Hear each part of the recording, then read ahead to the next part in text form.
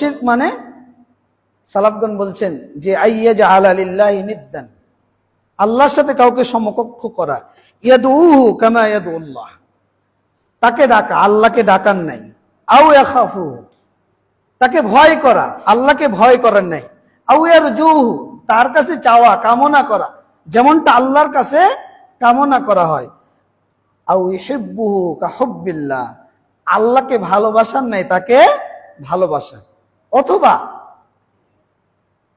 তার জন্য দ্বীনের কোনো বিধান পরিবর্তন করা। যদি আমি আপনি কারোর জন্য এগুলো করে থাকি, এটা হলো শিরকে আকবার, বড় শিরক।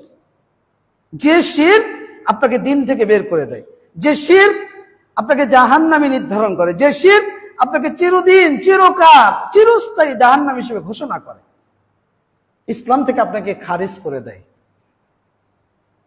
যদি আপনি আমি এই কাজগুলো করি, এটা হলো বড় শিরকের ভয়াবহতা।